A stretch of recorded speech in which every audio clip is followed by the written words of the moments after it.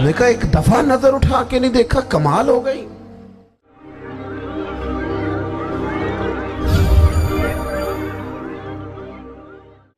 تگڑا اور مضبوط جوان پتہ کون ہوتا ہے؟ جس کی نظریں پوری طرح اس کے کنٹرول میں ہوں۔ یہ علامت جوانی ہے۔ جس آدمی کا پوری طرح، دو لوگ دنیا میں کبھی کوئی کارنامہ سر انجام نہیں دے سکتے، ایک جو حرام کھاتا ہو، ایک جس کی نظر ناپاک ہو۔ محمد بن قاسم جب یہاں آئے تھے نا تو ایک دن بڑے پریشان تھے، تو ایک بزرگ کہنے لگے آپ کیوں پریشان ہیں؟ کہنے لگے راجہ دہر سے مقابلہ ہے اور ہماری فوج تو سندھ کے رستے بھی نہیں جانتی، زبان بھی نہیں جانتی، لڑیں گے کیسے؟ دو چار دن کے بعد ان بزرگوں کی دوبارہ محمد بن قاسم سے ملاقات ہوئی تو بڑے خوش تھے۔ کہا اب آپ کیوں خوش ہیں؟ کہنے لگے وہ میرا مقابلہ نہیں کر سکتا، میں نے تحقیق کر لی۔ کہا کیوں؟ کہنے لگے نظر کا گندہ ہے، اور جو نظر کے گندے ہوتے ہیں وہ میدانوں میں ٹھہرا نہیں کرتے۔ میدان کے لیے نکلنے کے لیے پاک جوانی کی ضرورت ہوتی، تطہیر مزاج ہونا ضروری ہوتا ہے، پاکیزہ افکار اور سچی اور سچی ستھری سوچوں کا ہونا ضروری ہوتا ہے۔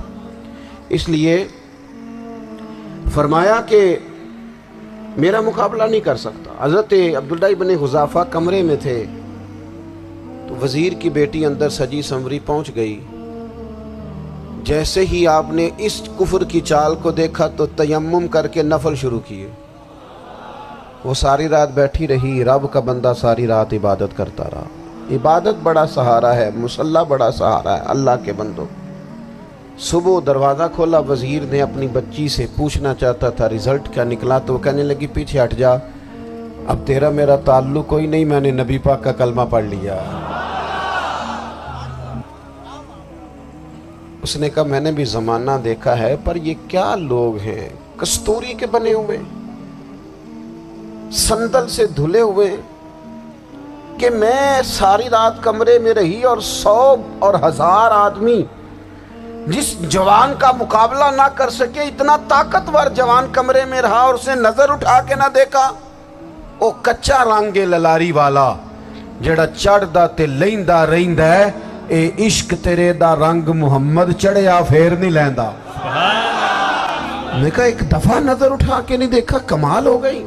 اتنے بڑے لوگ، اتنی بڑی سعادت مندی، فیروز بختی، معاملہ فہمی حد ہو گئی۔ اللہ اکبر۔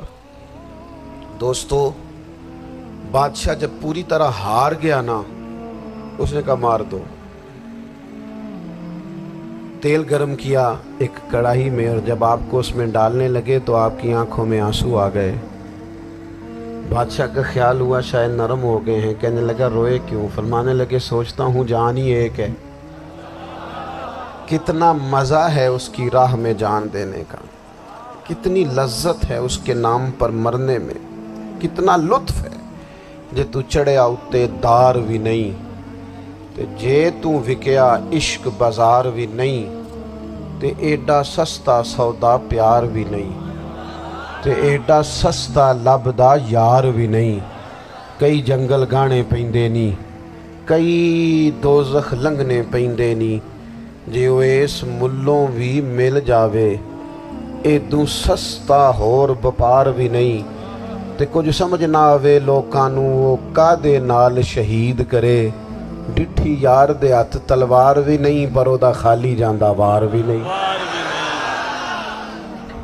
کہنے لگے ایک جان ہے نا، تو دل کرتا ہے ہزاروں ہوتی تو ایک ایک کر کے محبوب کے نام پہ قربان کرتا، جب میرے پاس ہے ہی ایک، کروں کیا؟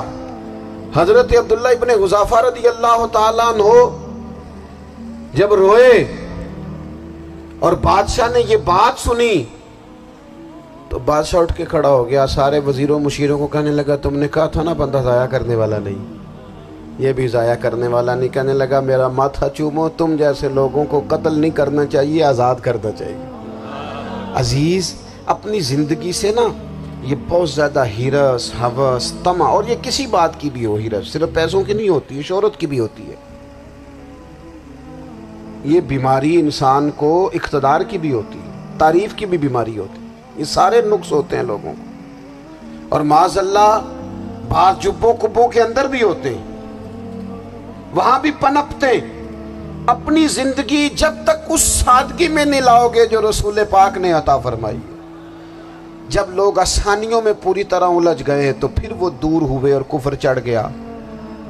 دوسری بات، اللہ کے محبوب صلی اللہ تعالی علیہ وسلم کی محبت ہم سے تقاضا کرتی ہے کہ ہم اس مشن کے لیے کام کریں جس مشن کے لیے رسول پاک نے کام فرمایا ہے. ہم سارے کام بڑے مضبوطی سے، سوچ سمجھ کے، تدبر سے، حکمت سے، تقاضوں کو مد نظر رکھتے ہوئے کرتے ہیں. سارے کام. دین کے کام میں ہمارا مزاج نہیں ہوتا. او ہو جائے گا جی، آپ بسم اللہ پڑھیں جی، شروع کریں جی.